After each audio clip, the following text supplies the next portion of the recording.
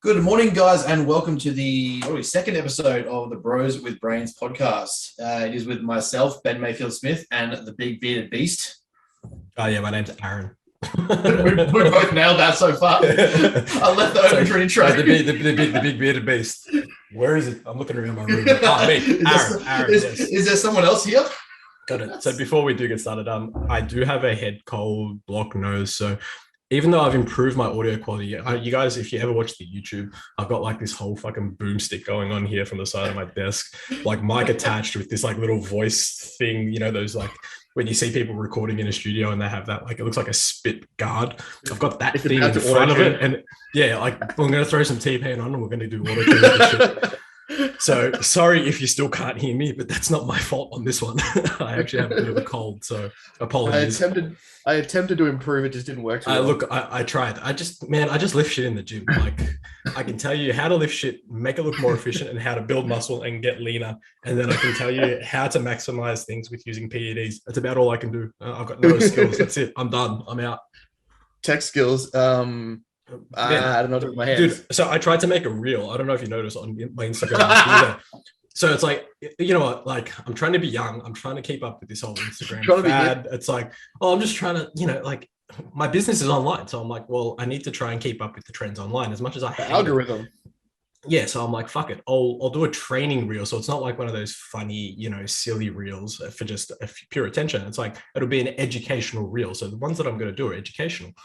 That one there took me at least 3 hours to put together, and it was so simple. It was 2 videos with some fucking text on it. Oh, that's not worth it. That's not worth it at all. You know why? Because it took me so long to work out that I was trying to put an arrow to point to my feet it's a leg press. So I'm trying to point to my feet in obviously foot position.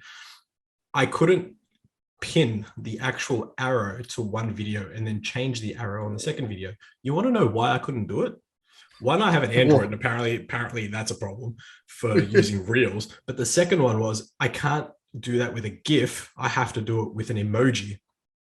So I can change it with an emoji, but I can't do it with a fucking GIF on my Instagram reel.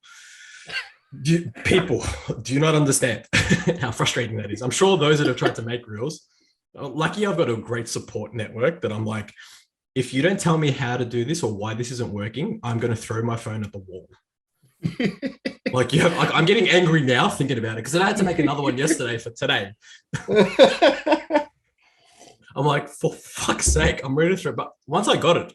Like yesterday's one's going to be hopefully like bang on. Watch it get like no views and no likes and like all that shit. Zero commentary, no views. Because I'm not doing anything stupid. It's genuinely educational. But fuck it, whatever. I'm trying to keep up. These things happen. Like for fuck's sake. Fucking Instagram and their algorithm. Man, I just finished my coffee, so let's fucking get on this. All right, so let's go with the big, I guess, outbreak of the recent fitness industry. Well, I mean, you've not scoped it. I had to unfollow because I scoped it. It was just so frustrating and just annoying. The fact that I'm going to give in to what he's actually trying to do anyway frustrates me. I'm giving this guy more content and more airtime, which is already the problem. But the thing is, It's like when Machine Gun Kelly called out Eminem. Like no matter what, now Eminem gets publicized. Sorry, Machine Gun Kelly gets publicized. Yeah, 100%. Yeah. No matter what happens, because either Eminem destroys him for being stupid, or Eminem ignores him. Either way. So now everyone's like, "Well, just don't talk about him." Like, yeah, but when you don't talk about stupid gets to reign and it gets to like exist. And like, there's no such thing as bad publicity. Well, yeah, true. Yeah, it's not, especially in this game where you can just pretty much rehash something that someone else has studied and someone else has done and say that's your own. Yeah, fucking calorie deficit, bro, and say F and C a bunch of times. So we can say that on the show. Fucking cunt. It's fine. Just do it with a Pommy accent and you're on fire. Yeah. It's not like we genuinely mean to say it, but it's like, you know, we can say it. It's not a very nice term to use, I agree. But sometimes things need context, and sometimes the most gruesome, you know, of words need to be used. Yeah. Okay. So the point of the initial start of the conversation was James Smith's post around bodybuilding and the sheer fact that like the thing that frustrates me in 2021 is you can say you don't know and you don't have an opinion. Like that's fine. You can leave it at that and just go, I don't know. Or you know what? It's outside of my scope. I don't need to comment on it. But also you can just shut up. And then this guy has got a question on his Instagram. What is your thought of physique competitions and bodybuilding? And his reply, whilst the premise has validity and has some, I guess, logical standpoints, the way in which he contextualizes it and expresses it as someone who has never been lean, never done any of those shows, doesn't really have clientele who've probably done those shows. Fair enough, he's talked people out of it. Kudos to you. That's good. Like, you should do that. I would encourage that more coaches spend time talking people out of competing. Yeah. But it also isn't in his scope of practice, education, or study. To get to the point of, well, that's assuming that most coaches are educated. That's a lie. But let's be honest here. His general sense of education is that he's read a bunch of stuff that other people have produced or publicized and researched, and then put it into a concept of calorie deficit and an academy of training, which is just track protein and macros. Now, you're going to insinuate that, I think in his post he says 98% of people that compete are doing it for eating disorders, insecurity, validation, and physical appearance, or whatever he said. The frustrating part to me is, are you going to read it? I'll read it. So before we do start, I actually did have someone mention to me a couple of days ago, I think when he posted, they're like, I think everyone keeps calling him Jamie Smith.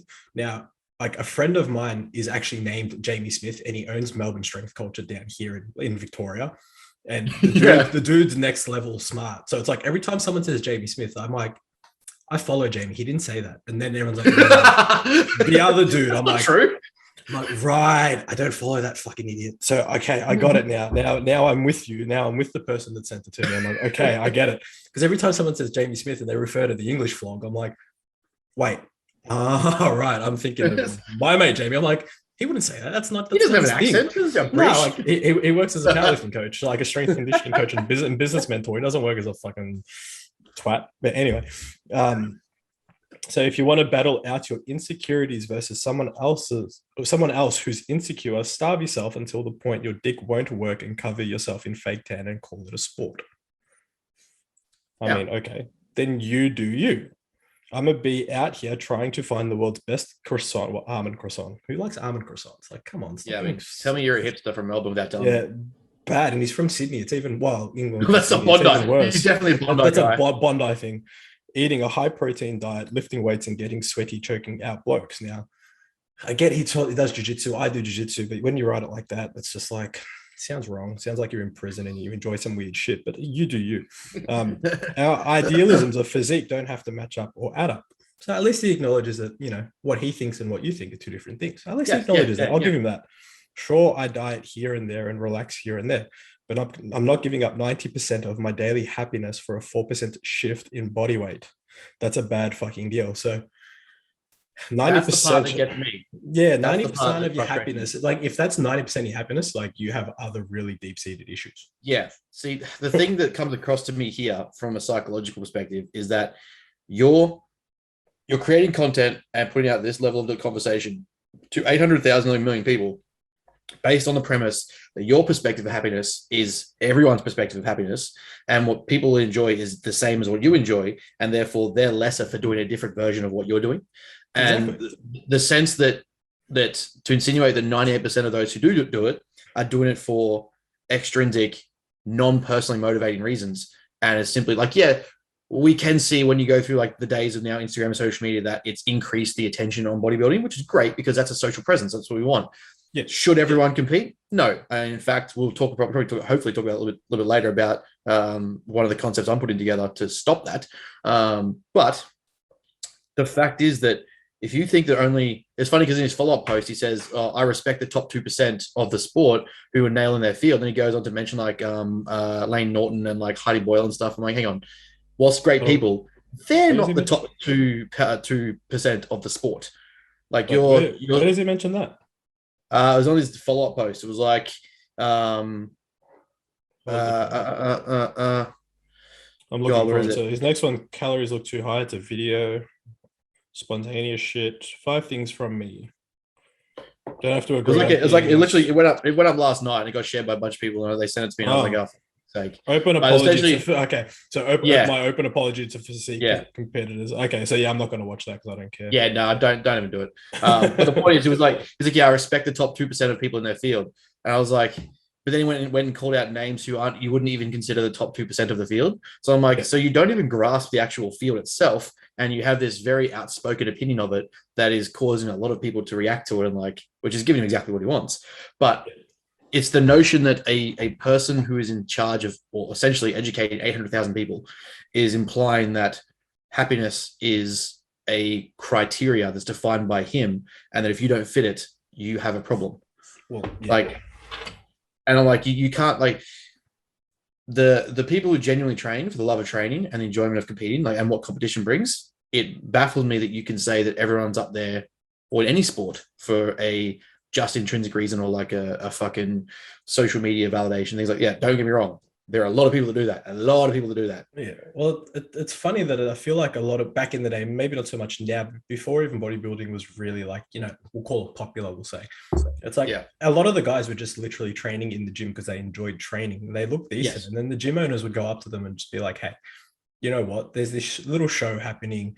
I'll give you a free membership if you jump in and train, if you jump in and compete. Because one, it was exposure for their gym. It's like literally old school marketing 101. It's exposure for their gym.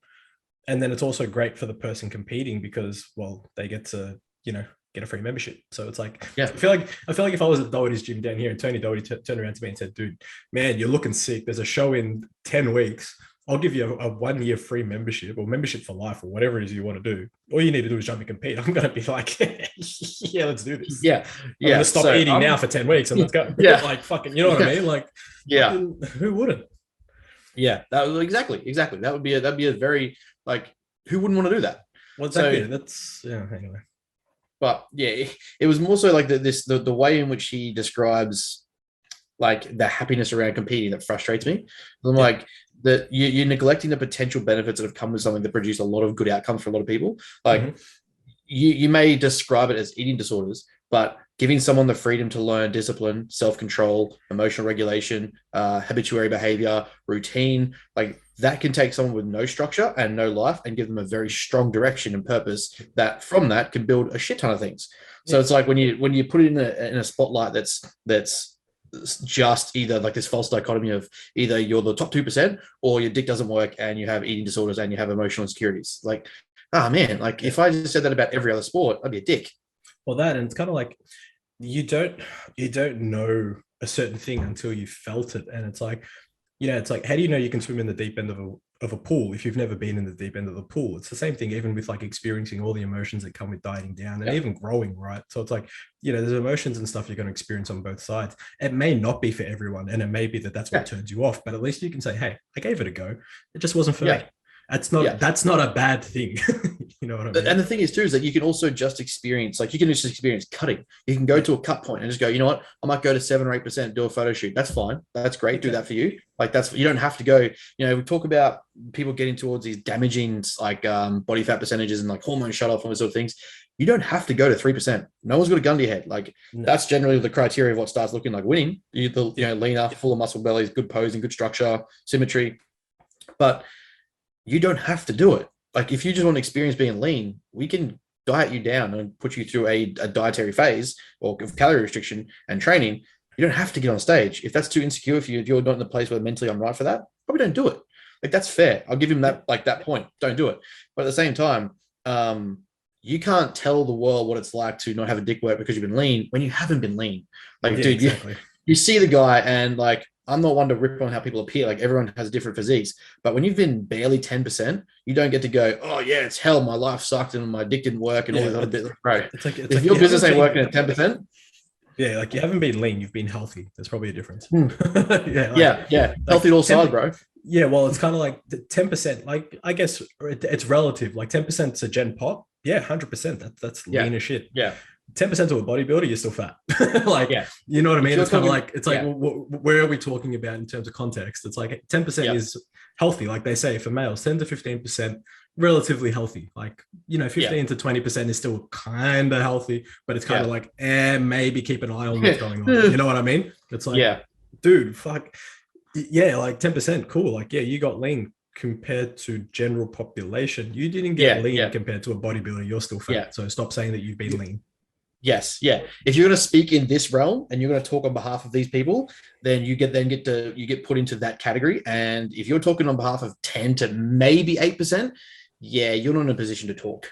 There's physique competitors now that do like as in physique the category, and they get on stage at 3 to 4%, let alone grainy bodybuilders. So it's like, bro, you've been Bondi Beach in a Speedo lean, healthy, but I mean, that's where you know what, and it's great. It's great for your market. Like that's cool. Like that's who your target is. That's who you want that's who you want to appeal to, man. And that, you know, you do you. That's great. We all have different markets and people that we appeal to, and it's kind of like, well, if you couldn't handle that or even wanted to do that, well, that's on you. But don't say it's bad for everyone else. Yeah, it's like just well, it's like you can't kick an Aussie rules football.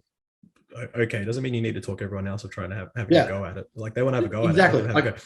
If you can't coach it, then don't coach it. That's okay. Just say, look, that's not my thing. Exactly. I know this guy or this girl that can be like, hey, they'll probably help you. They've done this before. They've got all the theoretical and practical knowledge. Go nuts.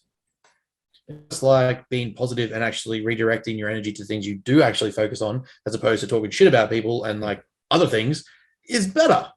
Yeah. It's weird. It's like we've already got enough negative shit going on where you don't need to just rip on like talk down and smack to a whole thing of like 800,000 people about something you know nothing of, really. Yeah, well, let's be honest, like his physiological understandings, when I've heard him talk about testosterone, bruh, stop.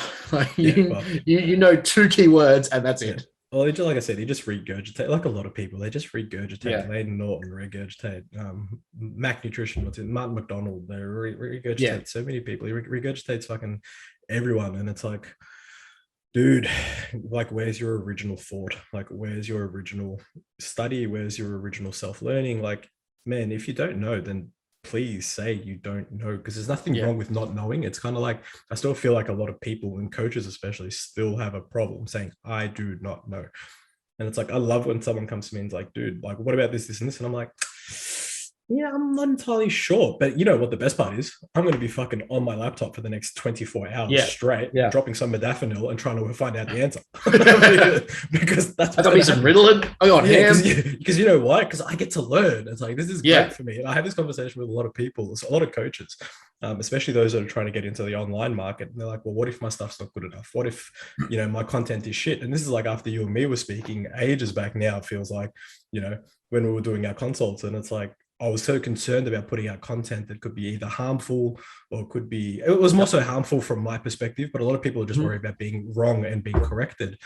And it's kind of like, man, I've put out content and had guys from like the muscle mentors, like Callum and stuff, some of the smartest people in the world when it comes to biomechanics, correct me. You know what? Sweet, because he knows fucking more than me. And people that are going to correct you, they're going to be polite about it. They're not going to be dicks.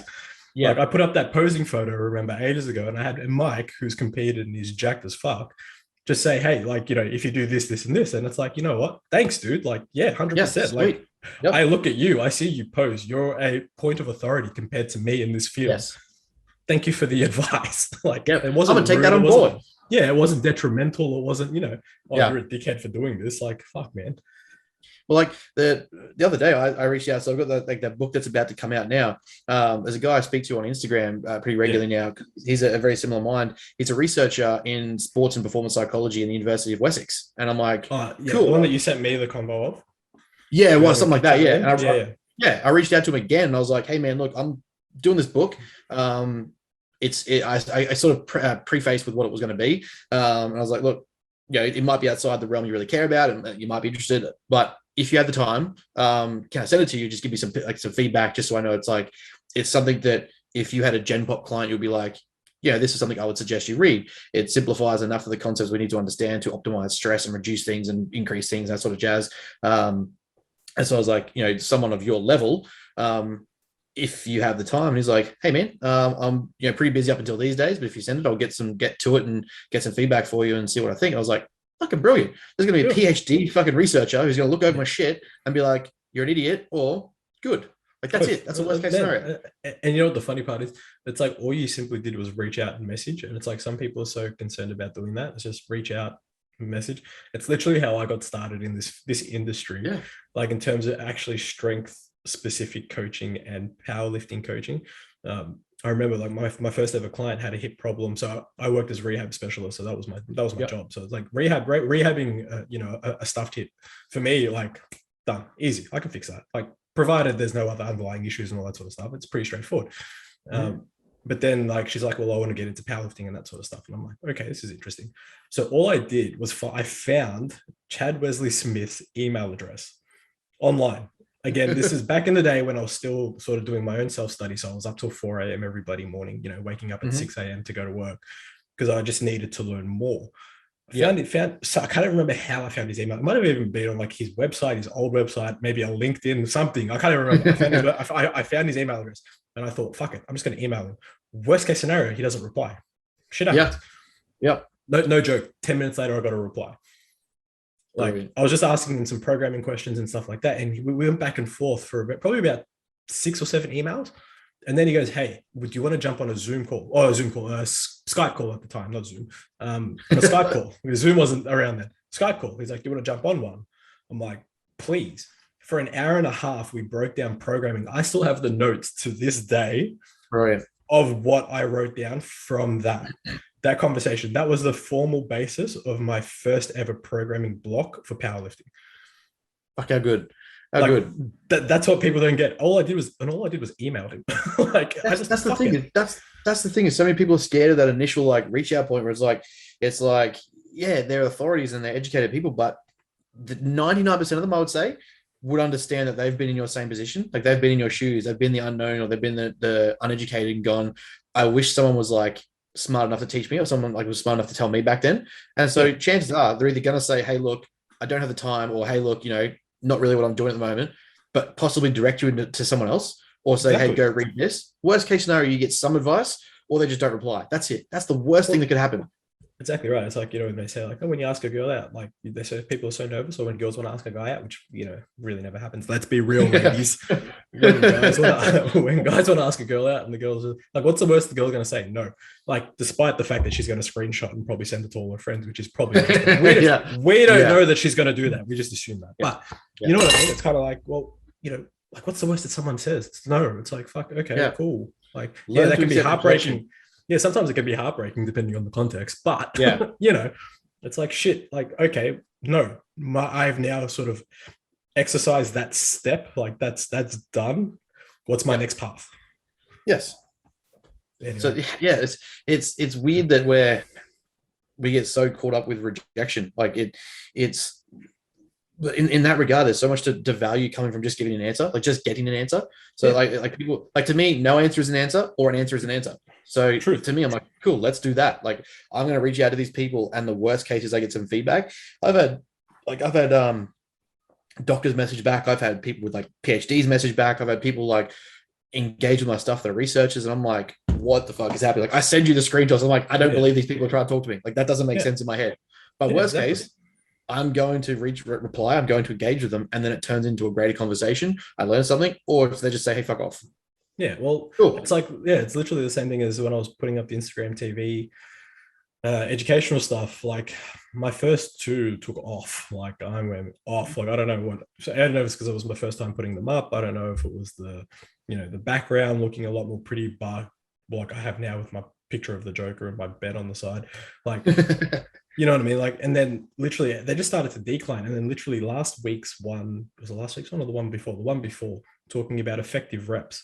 One of my own clients in the check-in was like, dude, I watched your video. Thank fuck you put something up, because now this makes a lot more sense. And I'm like, I wasn't going to do these anymore. Damn it. But it's like, that's the whole premise. I managed to help one person, and that's it. And that's all my content is based on, helping one. If I can help one, beautiful, done. Like my job's done for that day. Like that post has been effective. You know what I mean?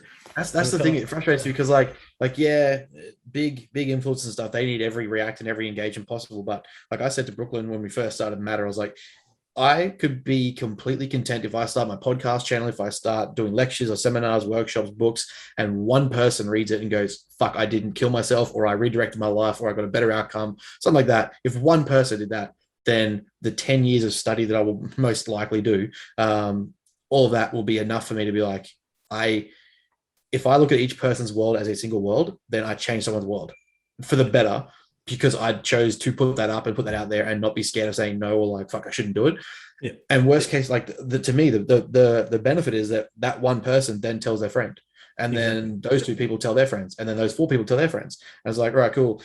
If in the worst case scenario, one or two people see it and get something out of it, they're at least going to have, like, if they interact with someone who has a similar problem, they go, hey, I went through this. I listened to Ben's stuff. He puts out some regular content or like share some information. Go have a read and see what you think. And then great, cool. Now there's more people feeling the same way. So to me, like, narrowing it to one person is like, that's worth it. That's cool. That's like, I'm humbled by the fact that one person could even message me and be like, hey, I read your thing. It was a cool idea. Or I did your program. It's a cool idea. I read your ebook. It was a great thing. Like, if one person could do that, fucking holy shit. Like, some idiot out there thought that my head was worth listening to. Like, you're cooked. That's on you. Whatever happens is your fault. But like, to me, that's he like means that in a very positive way. He means yes, not in very preface that very positive. He thanks you for reading. that's a thank you. He's just concerned for your well-being. I just have my own therapy next week, so you probably shouldn't listen to me. No, I'm kidding. Fucking truth. Well, it's just funny. It's just like that concept of, it's like, you put something out, it helps one and doesn't help nine. Or was it worth it? Well, yeah, I guess so, because that one person, got something from it, right? Yeah, and like, but those 9 people might not even need you. But exactly right. You train for the day and you study for the day that one person does, because that one person comes and you literally change their life for, like, the thing is, like, our fields are very niche, like performance psychology, understanding clinical psychology. Not everyone needs it, but the day that someone does need it is literally the difference between someone killing themselves and someone not, or someone reaching the gold medal and someone not, or someone reaching the NBA and someone not, changing their life. So if you're training to have the popularity of if you're studying to have the popularity of the 99%, you're doing it for the wrong reasons. Like, that's already the wrong reason. Like, that to me in my head is like, well, why are you even here? Why are you doing it? Yeah, for sure. Anyway, so what else has been going on? That's too serious to start with for this podcast. Yeah, all right. I feel like we've ripped on tangent. Yeah, we've ripped off on James. We've drifted away to some psychology stuff. Man, dude, too serious. How's training going? Training shit this week. Because you're in a little lockdown up there in Brisbane. Yeah, it's the worst lockdown Australia's had. No other states anything like it. Fuck off! You sound like Gladys, mate. When Gladys turned around and said, "Oh, it's the harshest lockdown rules in Australia," we're like, all of us in Melbourne are just sitting here like, huh? Well, you went around for the 3-month lockdown that we had, that we couldn't do anything. We got we didn't go too extreme in getting gear. Like, I messaged a mate. Luckily, working with NW means you get a lot of interaction with gyms and stuff like that. So an old housemate of mine actually runs a fit stop down the road. So I managed to snag just some bands and I get some 15s, some 30s, and some 40s dumbbells and a bench. So I mean, with just enough to get by. Yeah, with 5 years of training experience, I can get some maintenance volume out. Yeah, nice. Well, I'm just opening my blind, let some light in my room. It's getting a bit dark, morbid. Just thought, I like that ominous rapey vibe. I mean, you got the Joker, like the mixture of the Joker behind me as well. It's just like maybe there's someone tied up on his bed. What's going on here? It's like shh. I don't know. But we got enough to just get some maintenance volume out. Just mix up some exercise, whatever the fuck I can do. I've pretty much just been doing failure sets on everything.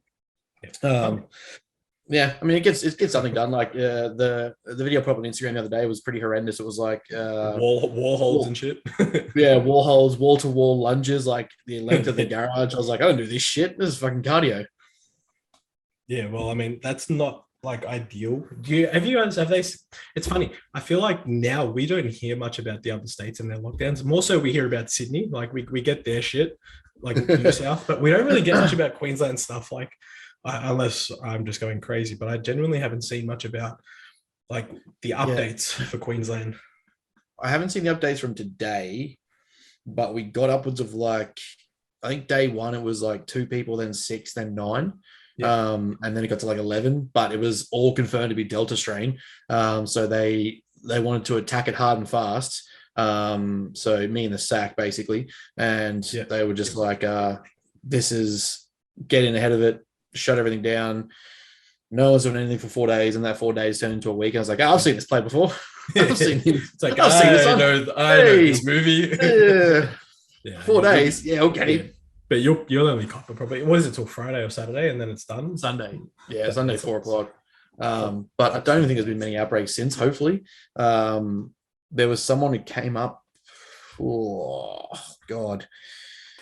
Was that one of the schools? The high school had to shut down fully. I thought that was the original cases, wasn't it? Something to do with the high schools? Yeah. That was the initial index case, whatever they want to call it. I don't know. Mm-hmm. There was a kid tested positive. Then the tutor, apparently, whoever that was, went out about in the world until she got tested. So apparently, apparently one of the symptoms of COVID is when you start to get sick, you just go everywhere and then go get tested. Yeah, 100%. Like this is the part that kills me. I said to people, I'm like, it sounds very selfish. I'm not trying to be selfish, but I mean, like people like me, I say you as well. I don't go out into the community. Like you're not getting anything from me. Like you could trace me every single day of the week and know where I've been at the same time. So for me to be locked down is like the most unnecessary thing because I go to work, I go to uni. Actually, I don't go to uni now because that's shut down. That's shut down. So we're on live calls. I go to the gym and I go to groceries. I might venture out on a high calorie day and go get some like donuts or something. But generally, you can track those 4 places every single day of the week. So basically, you make a very easy assassination target. Yeah, pretty much. Yeah, like that's it. It's just routine. Like, I get up at 6. Just wait for me to wake up one day and do the same thing. So I'm like locking down this entire state of like, what is it, 2 million people or something? I don't know, whatever it got in Brisbane. It's so, I don't want to say unnecessary, but at the same time, it's like, there's a good chunk of us that I'm almost certain you wouldn't even catch anything from. You wouldn't even see or even know that we're still about. Like, throw some black tarp up and you wouldn't even know we're training. You wouldn't even know we're alive. You wouldn't see me. Come to the store, maybe. Drop off the grid type scenario. Yeah, pretty much. Like, cool. I'm already in hibernation most of the time. I just venture out to the gym or groceries. That's it. I can still go to groceries. Why can I go to the gym? My primary aspect of life is hibernation. It's just when I'm not hibernating. That's the weird shit. Like that's and that's like that's a 2-hour window. Yeah, that's fair, man. So it's been shitty, but you make do with what you get. We did it last year. During COVID, we still prepped. I still trained. If it goes any longer, we'll probably look at getting some stuff on the balcony that can actually be more beneficial. Like we've got a squat rack and a bench press. I was going to say, didn't you have a squat rack from last time you guys had lockdown and stuff? Last time we had a pretty old school squat rack and stuff. And I'm sure if I messaged someone, I could get a decent stand, like freestand or something like that to put together just to have here for a little while. But that's more of it. If it goes long distance, we'll look at that. But a week of maintenance volume. I'm sure it won't with cases at like sub 10-ish. I can't imagine it going for that long. You'd hope so. I mean, most of them, I'm pretty sure most of them said they've been tracked as well. They've been isolated and found and all that sort of jazz. So that's always a positive sign. That's what they did here. We when they opened gyms back up here, it was, I think the last couple of days, all cases were in isolation. So even though there was new cases, they were already still in isolation. So they have you heard the I don't know how true this is, but when I read it, I was like, this can't be true. Like how they get the numbers. It was something along the lines of, bear with me, I'll try and rationalize it. Say you have 3 on day 1, and then obviously they go to the community, whatever, and you find, I don't know, 6 the next day. And then let's say that night after 8 o'clock, they find a few more. Now they include the 6 from the day prior, plus the 3 that's been added. And then the next day go, because it was after 8 o'clock, report an extra 3. So now they've got 9 plus 3, but it's actually the 3 that were already there on the day before. I'm like, I think if it wasn't included in the daily reading of that number, like the official reading, which they do in the morning, I think they add it to the next day. But they have been, I think, a little bit more transparent with that lately. I could be wrong, but I know at the start it was very, very iffy, and a lot of people were very confused. But it seems like now they've been saying, well, like 9 a.m. So let's say the official report comes out each day. Like we've had 6 cases, and then during the day, obviously you're going to get cases and more cases, and hearing of more cases. They'll tell you during the day that like there's still more coming through. So the day might start at 6 and finish with 12. But I think the extra 6 go to the next day's official numbers, if that makes sense, because it works over a 24-hour window. I think I could be completely wrong on that, but. The mind-blowing part for me was when they were using that to what seemed to be that number to hype up the cases. And I was hang on, That's not right. That's not math. Yeah, that's not how this works. But yeah, no, well. Hopefully you guys aren't too long. Like, hopefully you guys follow similar to what we did. And, if they're all in isolation, we got really lucky. A lot of us were very skeptical because every other lockdown, the last thing that they opened here were gyms because they kept saying it was a high risk area. So, we're sitting here like, okay, you guys are going to open us up on whenever it was last Wednesday. We got everything opened up, but they're like, no, we're opening like everything up with just capacities. So we're like, oh, okay, this is works. cool. Like, we're all sort of shocked, and we're like, did they listen? Like, did they realize that maybe gyms aren't high risk areas? So hopefully you guys get lucky, and if you open up on Sunday, they just say, yeah, cool, everything's open with just X amount of people per square meter or whatever it is. That's what we did last time, man. Like when it did break out and we finally got back into gyms and training, it was just the COVID protocols for every facility, and you just had like a distance spaced out, you had like a check-in, you had a COVID app, and you had something else. Cool, let's do that. We can do that. Like 99% of people who go to the gym are pretty clean. Like, yeah, there's a sweaty asses who don't spray deodorant and that sort of shit. Like, let's encourage them to clean up a little bit. Yeah. But like we said last week, generally you're not sitting on each other's laps trying to do a squat or a bench press or a fucking seated fly, something like that. So, I mean, we can keep that pretty clean and sterile, and you just encourage people to spray down when you're done. Like, it's just, it can't keep happening. Like, and I get it's very, very easy to say from my perspective, having done it for now like a week, but I get with everyone. Like, if this is me after a week, I can understand how you would feel after 3 months or 4 months if you don't have gym equipment at home. Like, I would, worst case scenario, I would make those dumbbells last and work, and I would get a program out of them. We would go, all right, let's actually program for this. But for now, it's like, right, even after a week of having to just do what I've had to do to survive, it's a very laid back use of the word survive. Yeah. He doesn't actually mean survive. He just means get yeah. We've actually got We've actually got the what's that movie where they go around killing everyone within 12 hours? You got 12 hours to the Purge. We've actually got the Purge. The Purge. The Purge, yeah. Queensland version. Yeah, exactly. It's taking off. Yeah, the Brisbane edition. Those first 11 people, tell you what, they're already gone. It's Survivor all over again. Brings back like old memories now. You just start twitching and shit. How you guys doing down there? What's happening? Man, so far so good. Everything seems to be sort of tracking along. Gyms are back open, so it's great. Like, gyms opened last Wednesday, so I got back into the gym on Thursday. Did a hack session, which was fun. Been a while. Trained. I didn't train Friday. I took Friday off. Mm-hmm. No, wait. I can't even remember what I did Friday. Did I train Friday? Oh, I don't remember. Saturday chilled out. Sunday trained. Monday leg day, so leg press. But then, yeah, I got sick. So I'm sitting here like, this is great. This is why you don't go out. Stay home. Stay home. Yeah, I'm trying to work out how the fuck I got sick. I reckon I must have got sick from someone in the gym. It's fucking people I've been in contact with. Right? Like, this is fucking bullshit. Don't say that out loud. Yeah, well, I mean, it's only a cold, relax. It's not the fucking coronavirus. Everyone avoids Scafi. Like, how can you have coronavirus if everyone that's got it's in isolation? Like, shut up. Like, you can't. So anyway, so I've just been chilling at home, just doing my work. Actually, it's funny. I was like, the last 2 days in terms of content creation, even though it took me 3 hours to make 2 fucking reels, like, it's been phenomenal. Like, I've had nothing else to do but work. So I've just like been knocking out all this stuff. Like, brilliant. Cheeky plug, I've got like a seminar, hypertrophy seminar that I'm releasing in September in gym. So that'd be fun. Very nice. A bit interactive. So do a beginner, so foundations of hypertrophy. So I'm going to do a 3 seminar series. Yeah, it'd be like foundations, we'll do advanced, and then we'll do mastery of hypertrophy. So just, adding in a little bit extra each seminar, pretty much. Mm-hmm. I'll do one. Usually doing like a video. No, I'm going to do them in gym. I don't want to do an online seminar. What I'll do is I'm going to create a course. Like, I am in the process of creating a course. So it'll be that seminar, then obviously taking videos and stuff and putting them into Kajabi and making an online course for hypertrophy. Because the next phase of me for my business is just like seminars and then having the courses set up. And then I want to do mentorships. So I want to do, but I feel like a lot of people get this sort of wrong.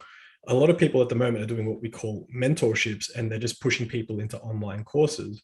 They might have 10, 12, 15, 20 people in a course. Like, for me, that's a short course or a course, right? So that's what I'm trying to create. I'm trying to create a short course for hypertrophy, and it's not that short. It's still 12 weeks. But I want to do a one-on-one type mentorship and only have like say 5 to 10 people per year.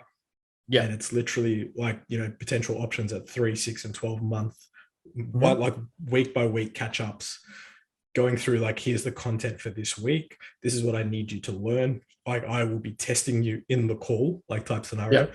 So it's like, I found with a lot of the mentorships that I do, like I'm the type that needs like some sort of formal test to test my knowledge. I feel like that's the best way for me to learn and sort of remember stuff. So a lot of mentors or mentorships don't do that or seem to do that. There's not many that I've come across. Like they just give you content. Like a participate. Yeah. Like, which is cool.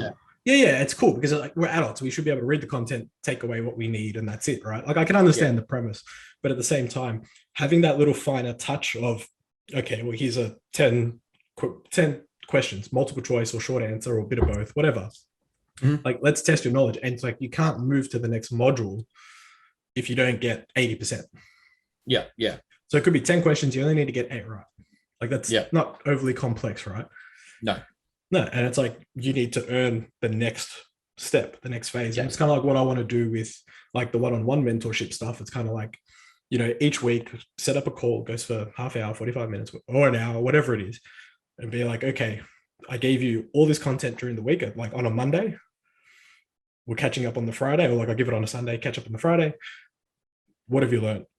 Let's go through this. I've got my questions here. Tell me what you got, blah, blah, blah. And we go there. It's like a pass-fail type scenario. You know what I mean? Okay. I feel like that's kind of the next thing. Like coaches are always wanting to upskill. So like, I know me as a coach, I'm always wanting to upskill. And it's like, I've got my mentor and stuff like that. So if I can start. I think you're speaking there more on the behalf of people who are aware they need to upskill. I think there's a large portion of coaches who don't. Well, I'm hoping that's where like the beginner seminar starts to get like those newbie PTs and even gym goers, those that go to the gym for the last couple of years, sort of have a clue. You sort of look at it and you're like, I know you train, but you don't probably train efficiently. It's like, that's what this is sort of tailored for. Like, come in, we're going to give you some basics. Just to get you to that next level. And then from there, you can go back and it's like literally things that you can take away straight away. Like, man, like the one thing that I'm looking forward to the most, like, is the practical that I'm putting in.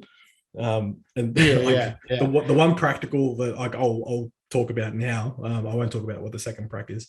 The first prac, or the prac that I'm like most keen for, is RPE versus RIR, and and training to true failure.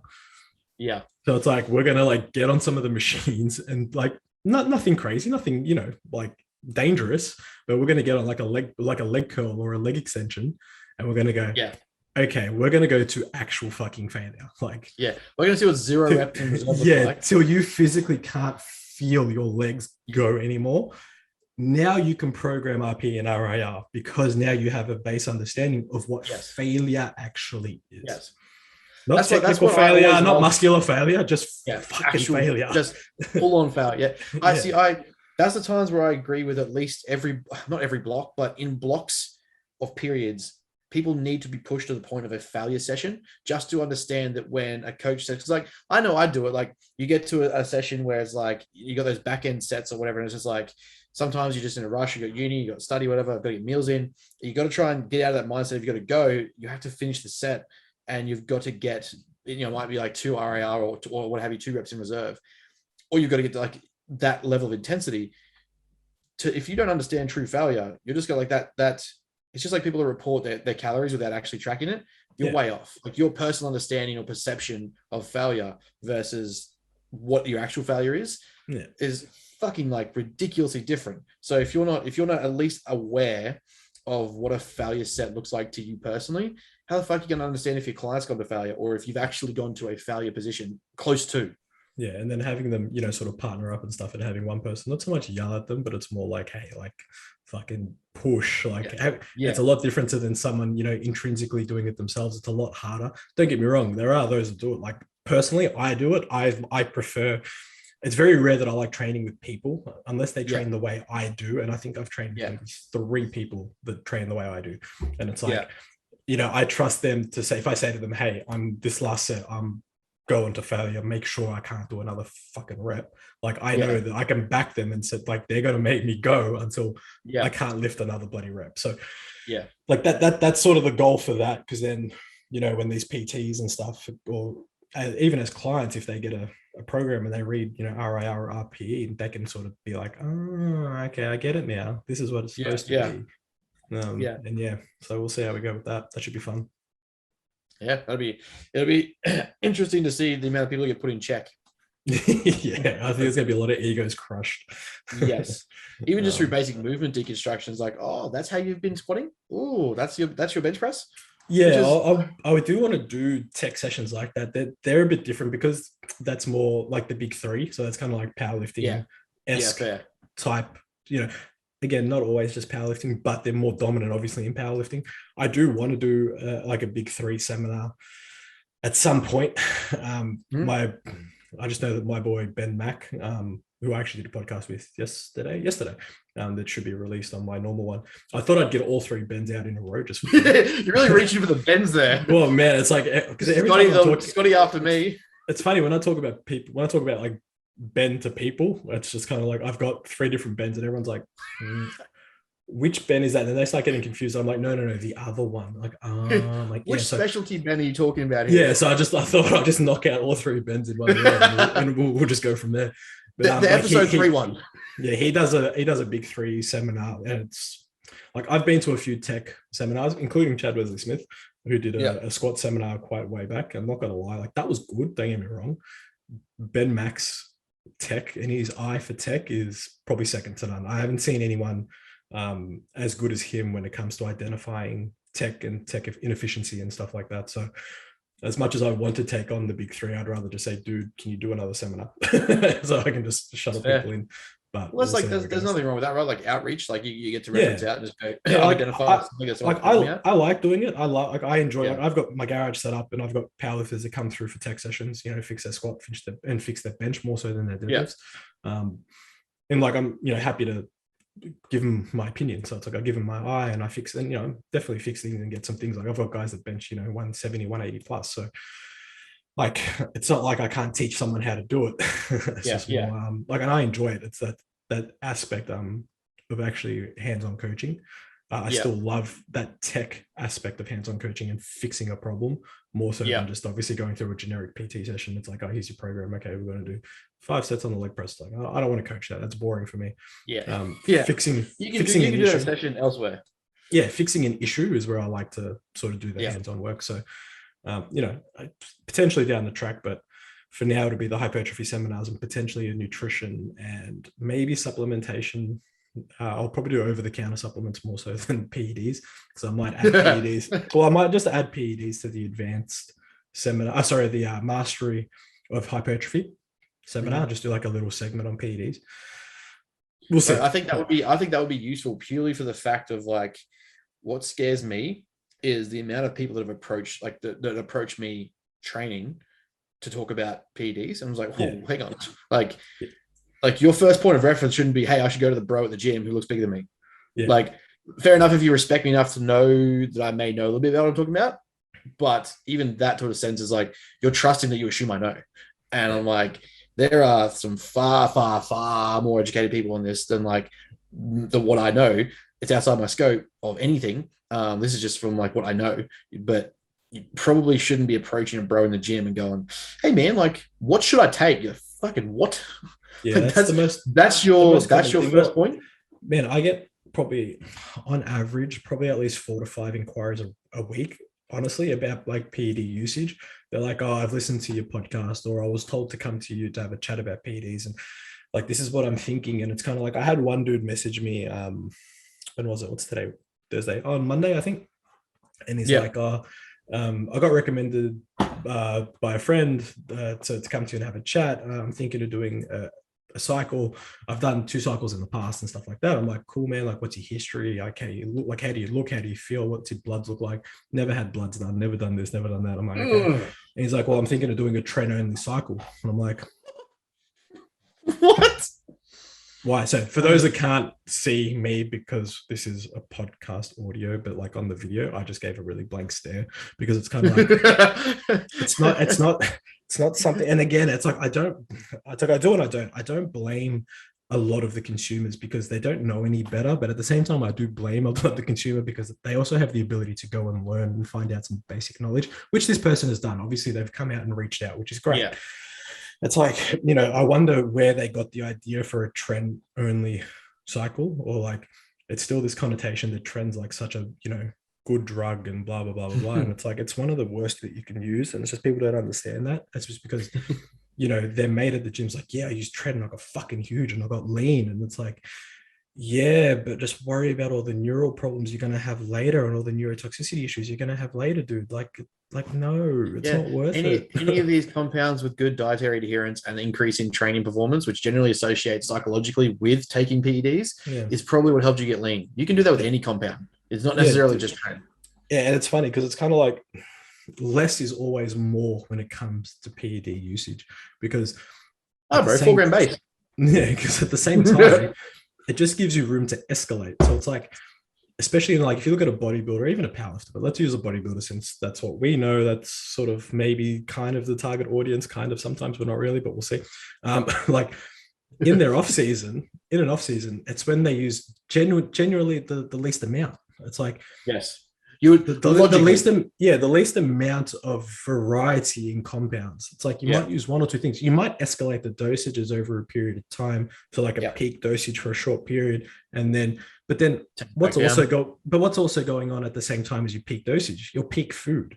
So it's like, yes, you know what I mean? You're taking drug escalations as well as food escalations so that your body can handle the extra. So it's like it's a full encompassing cycle in that. You increase food, you increase training load, you increase drug load. You know what I mean? And it's only for a short period. You increase sleep behavior as well. Exactly. Everything increases. So it's only for a short period of time. And then you come back down and you do it again. So you take, like a little period off, let your body sort of relax. Not so much, I don't like the word reset, but your body just sort of, just needs a break. Like anything, what goes up must come down. So you come back down to like this base level. You've now accumulated, more tissue. You're now holding tissue and making sure that, all that protein accretion you've now had has stayed. And then when your body's ready, when your blood's dictate and when your timeline's there, you do it again. Like, And then when you move into like your peak, when you move into your comp prep, that's when you start using probably lower doses of things and start maybe using variety of compounds because they yield different results. And that's, I think, the biggest thing where I try to tell people, it's like PEDs are literally supplements. You use creatine for one thing, you use caffeine for another, you use protein for another. It's the same thing with PEDs. You use tren for one thing, you use testosterone for another, you use fucking anadrol for another, you use masteron for another, primobolan for another. Like, you use anadrol for a bikini show, bro. 100%. And then they wonder why they walk around with penises. That's like, oh man, don't even get me started. I have consults with bikini girls all the time from certain coaches, and I'm just sitting there like, bro, what are you doing? But anyway, let's not get into that because I'm not going to talk about that stuff.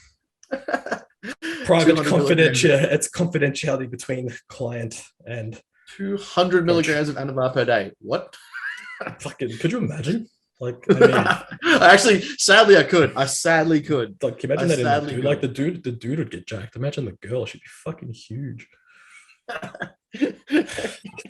Jesus. I grew an Audi, and I also just grew a voice box and just a massive shoulders. I just grew everything. I now speak like this. Yeah, bad. All right, should we move to some questions? I don't know about you, man. I got a ton of fucking questions. I got a few, but let's definitely move to some. I feel like a lot of people, they must either enjoy us shit talking or like they have no life either. Like I mean that in the nicest way possible. I just got a question from a client. Do I take glutamine? No, I don't. No, I do not. Questions. Let's have a look. Where we go? All right. You can go first if you like. I'm just bringing mine up. All right. Let's see what we got here. I love the ability to bring up questions still from Instagram. It's great. This is little things. Okay. All right. Here's one. We'll just read them as piss take. We'll read them whatever order they come in. would you rather have constantly dry eyes or God, hang on. Where's the response? Would you rather have constantly dry eyes or a constantly runny nose? Oh, constantly dry eyes or constantly runny nose. It's weird because I've got a blocked nose at the moment. I'm kind of like, I don't want this, but then I'm like, dry eyes, probably dry eyes. And that way, if I'm crying, you don't know. That's fair. That is fair. And because men don't cry. Toxic masculinity in other terms. Yeah, because I had like for the first time in my life, I had sinus infection like a month ago. It's the most horrendous thing in my that's life. that's what I'm thinking now. I'm like, I've taken like cold tablets for my nose. I'm like, couldn't sleep last night because my nose is blocked and running. I'm like, I'd rather with not. like, yeah, I end up with a migraine from like like having that. Yeah, as I'm like, yeah, I'm thinking I'm gonna go dry eyes. Yeah, fair call. Give me that eye chafe. All right, should we do a bit more of a serious question then? We'll play with one. Yeah. How about we go one good, like one funny? We'll go one good, one serious. Yeah, right. One funny, one serious. All right, let's do. Yeah. You'll like this one. Time management tips and tricks to get better, to get a better mindset. To get a better mindset. Yeah, time management tips and tricks to get a better mindset. That's right up your alley, I feel. Yeah, I mean, there's a lot to that one, which I think is the issue is that it can be very simple, but I think it's very also can be very complex. Audit yourself first. Like first and foremost is audit your day. Actually take stock of what you do, how you spend your time. Consider time a currency because essentially it is. If you think about the fact you trade off your time for money in terms of your job, you're essentially putting a value on the time you're worth. So if you then apply that to your day, work out how much money you're wasting, how much time you're wasting in things you're doing, how much things are unnecessary. The other thing is at least create a structure. Peterson talks about this a fair bit, is just optimize at least some sort of schedule. So even if if you put together a schedule and make it the schedule you want. I hate these people that are like, oh, my day is so restricted. I hate my day. It's shit up right from the outside. I've got to do crap things. It sucks, whatever. Create a schedule that you want to do. If you want to, if you have all these hard tasks to get done, but you also have some like fun things in there, scheduled in. It's like calories, 80-20, something like that. Like actually schedule some sort of schedule and then figure out how much of it you can stick to. And if it might only be that you can only optimize 50%, well, then work on becoming 51, work on becoming 52. But that time management is essential to creating good, sustainable routines, habitual behavior, which will then start to switch you to becoming more, you basically start to spiral into a success winners mentality anyway. From that, you start to accrue the fact that you've got a schedule, and in that schedule, you tick your daily goals and you start to accumulate those small wins. It's going to start shifting the mindset that you start to look at how successful each day is. If you think about life in the sense of we're all going to go out at the end anyway. No one comes out a winner. But the idea is to try and accumulate more wins clumped together than losses and use that to accumulate an outcome. So in my regards of that, I look at it trying to get as many wins across the day to compile to a winning week, to compile a winning month, and then so on and so forth. So that in itself tends to spiral a pretty strong mindset anyway. So yeah, I think actually audit yourself, put together a schedule, and see how much you can improve that schedule. But make a schedule you enjoy, make a schedule you like doing, and then go from there. See what you can tweak and improve and build upon. And that's I think one of the biggest things, I think I had a similar conversation with you, one of our first conversations on consults.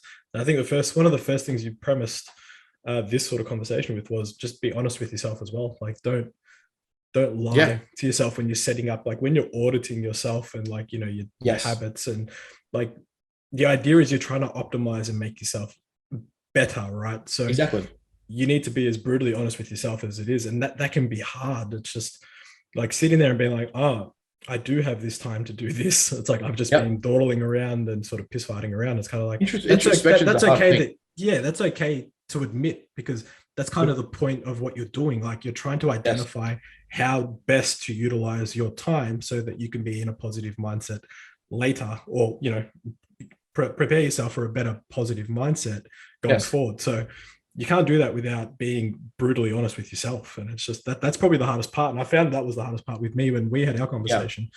It was a similar thing in that, like, I had to look in, like, I suck at internal work. Like I am the first person to admit it. Anyone who knows me knows I am horrible with it, because I like to just shove everything down until I explode. And now when I explode, it's obviously behind scenes. So like I'm with you, I get it. So definitely what Ben had just said, and also making sure that you're honest with yourself first and foremost, right? Yeah, 100%.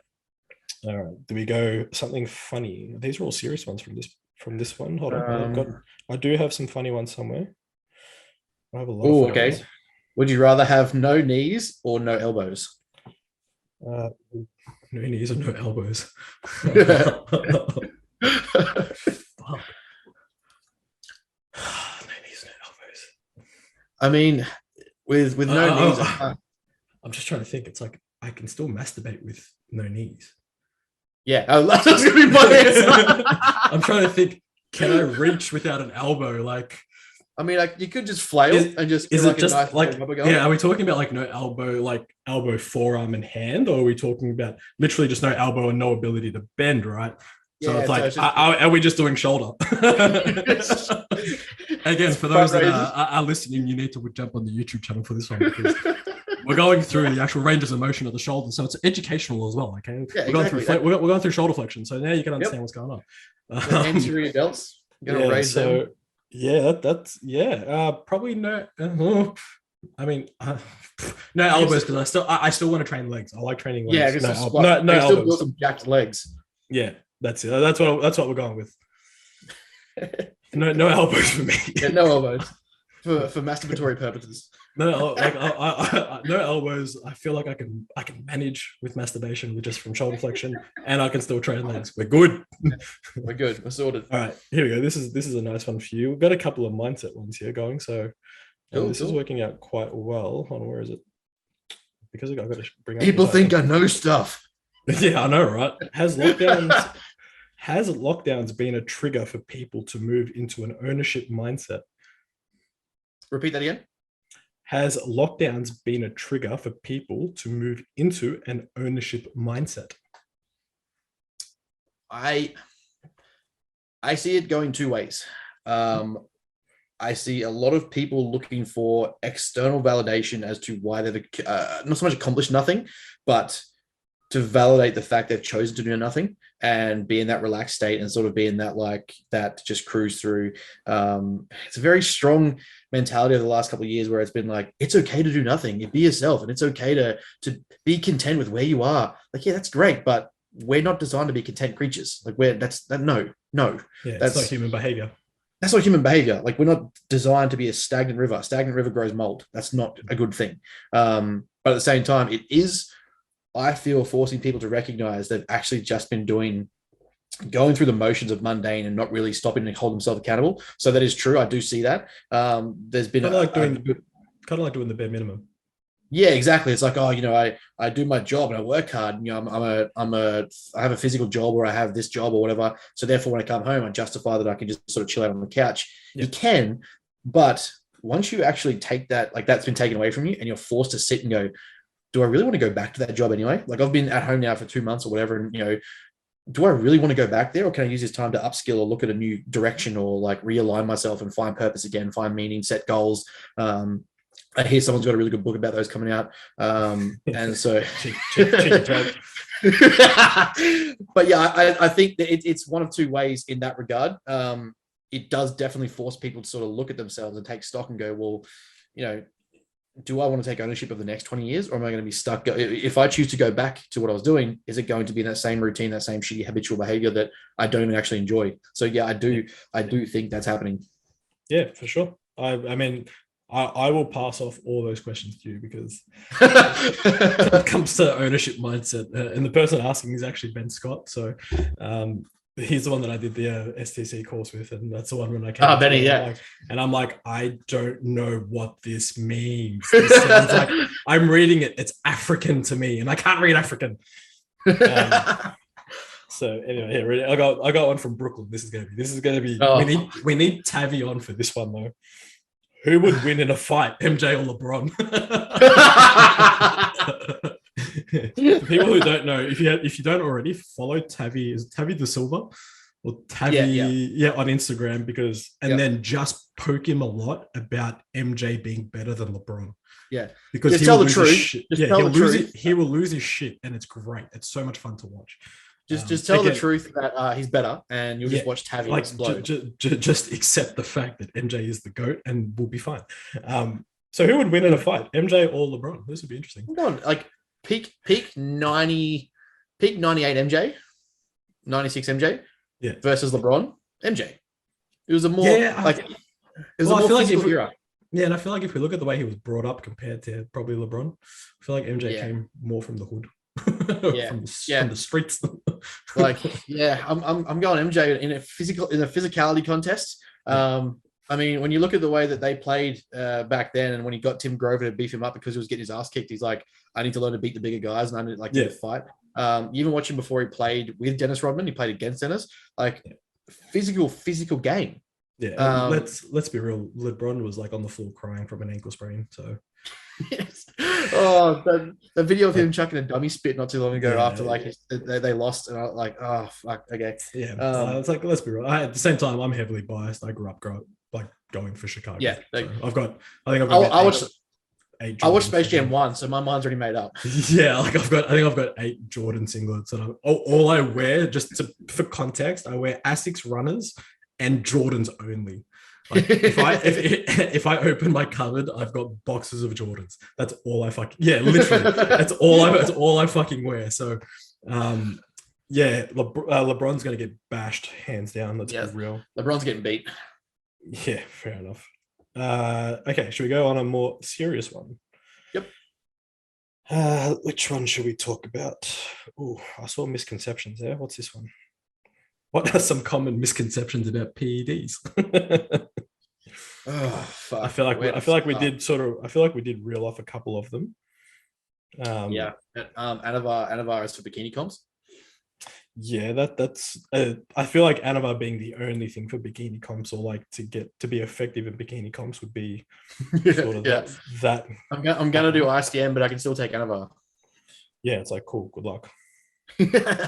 I had more questions in this. Where did the rest of them go? Sorry, go. I'm just looking for the rest of my questions. Okay, I've got one in between that. This will be a good one. What, we didn't even answer the misconceptions. Those are the only misconceptions we have. Oh no, God no! I thought you were moving past it because we already answered. No, I'm just looking for right. Misconceptions around. Attacking Trem was a big one. Trem was a big one. I think a massive one is misunderstanding half-life. Like the amount of people I talk to who don't understand peak, troughs, and declines, and will simply just take a large dose the entire time and not understand accumulation, metabolic half-life, and how much it actually it residually stays in the system. I think that's a not so much a myth or like a gym bro misconception, it's a very big misunderstanding. Is that certain compounds, any drug that you put in the body, has a metabolic half-life. So the time it takes to get out and metabolize out of the body, and then therefore accumulate each time you use it, is a very dangerous thing when it comes to start taking large doses. Because if you're taking large doses every dose and you haven't even let it metabolize out yet, you're going to end up with a lot more in your system than you think you do, and it's going to lead to a lot of problems. Yep, completely fucking agree. Can't argue that. Half-life is, I think, people do get caught up on the term half-life and think, Tested has a half-life of 7 or 6 to 7 days or whatever it is. It's technically, I think it's like 5 to 8, but whatever. It's like, people, so I need to pin every, 6 days, 7 days. And it's kind of like, well, you can do that. But it does also, like, don't stress if you miss it, because it's got a full life of 14-ish days. So it's like people that go overseas and stuff, or they go on holidays and like, oh my God, I'm going to miss my pins. It's kind of like, don't stress. It's okay. Like, you should have accumulated enough to not worry about the one extra. Yeah, exactly. Yeah. You'll be okay. It's like, accumulation in blood serum levels. It's just like, well, you should be fine. And if you're not, it's probably fake. Yeah. Your level's probably going to be elevated enough to have that your testosterone is not going to diminish in the 2 weeks you've missed a shot. And you're going to have it in your blood anyway, an accumulated dose that should still be there. Yeah, and understanding the importance of a full life is more important for PCT. So if you're looking to like come off and not go back on for a very, very long time, understanding what full life does and how it exits the body so that you can start a PCT cycle. So obviously you can bring your swimmers back and whatnot. Is probably more, which is probably more important than having actual like full life and half life knowledge during cycle. Like good to know, but not as important, especially if you've got a coach that's actually guiding you through it. Just saying, you should get a coach to guide you through that shit. All right. I think there's some dangerous ones around orals though. Like firstly, like there's some dangerous ones around orals. It's like the first thing that everyone goes to. If it's not test, it's going to be like, can I get some fucking D-bol? Like, why? What do you like? Do you there's a reason injectables are a more chosen option 90% of the time, because we remove the need to digest and pass through that entire system and bypass all of that. So just simply accumulating a large dose of orals that you don't understand how they work is not like a first go-to. Well, the problem with orals is hepatotoxicity with majority of them. The only one that doesn't really seem to show any toxicity is Proveron or Proviron, however you want to say it, depending on where you're from in this world. The research would show that there's no toxicity, so you can take that oral for a very extended period of time and not have to worry about it. Short of that, D-bol, Anadrol, Superdrol, anything with drol on the end, really. Let's be Halotestifol. Halotestin, which is always fun. I mean, don't do drugs, kids. Like they're all very, very toxic to the liver. So hepa being liver, hepatotoxic. And cause issues down the track for prolonged use or for high use. So people say the devil's in the dosage, and it's very, very true. You know, you don't have to take it for long if you're taking fucking 200 milligram of friggin' D-bol a day. I take 200 milligrams daily. What do you mean? Yeah, versus like taking maybe 50 milligram daily. It's still going to have issues on the liver. You're just extending that time period. So like a lot of people will use an active oral testosterone, which is D-bol. D-bol and testosterone are effectively the same thing. It's just one's an oral, one's an injectable. Like, and obviously being an oral, it works faster, and that's why when people take D-bol, D-bol makes you puffy, bro.